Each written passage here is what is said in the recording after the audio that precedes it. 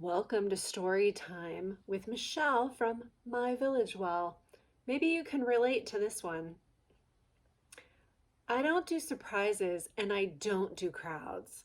Obviously, then, something must have hijacked my body when I decided to surprise my kid for her 13th birthday by taking her to Disneyland. 7 a.m. I question why we're doing this.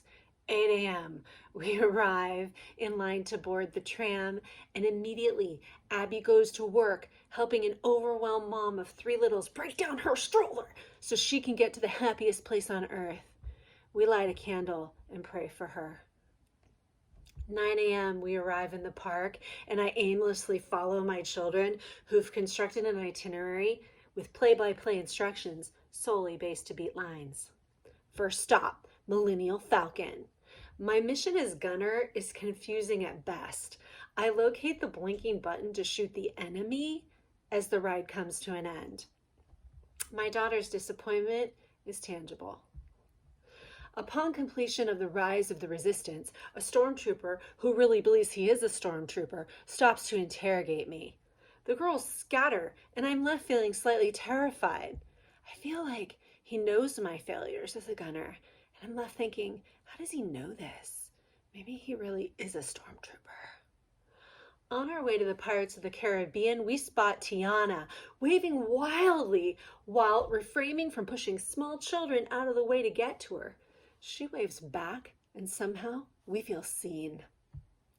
On the Mad Hatter, we think it's an excellent idea to cram 3 full-size humans into a car seat that only fits 2.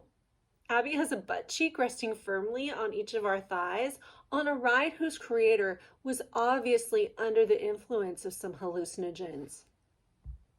Next, we get sucked into the magic parade down Main Street. Fun fact, the characters are chained to the floats so that they don't perish while giving you the show of their lives. I make a mental note to Google downed characters, Disneyland parade. A mama's hip nearby sways back and forth to the music with the most adorable baby attached to it. Now it's my mission to make stupid faces at my new small friend. I missed the rest of the parade because, well, babies. The teacups follow. I black out during this ride. This leads us to the Lion King show so we can rest. Upon completion, I want to give a standing ovation, but I remember that I'm surrounded by 3-year-olds and that this may scare them. So instead I clap loudly, arms overhead. A toddler princess with glittered hair turns around to watch me, and I wink at her. Final stop, dinner gumbo stop at Tiana's place. Thanks for picking up the tab, Abby. Coming from a Cajun background, I'm floored at how authentic and delicious this dish is. I corner the waiter on my way out, begging him to give the chef a hearty congratulations on a gumbo well done. He just sort of nods politely, frightened by my conviction. On our way out, a New Orleans band on a boat on the water is within earshot. I abandon my children while I sing and dance.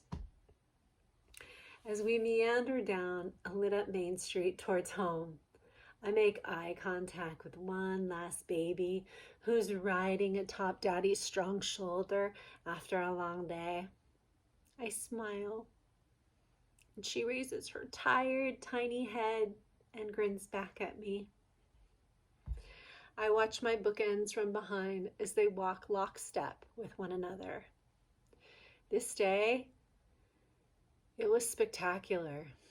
Dare I say it, even magical.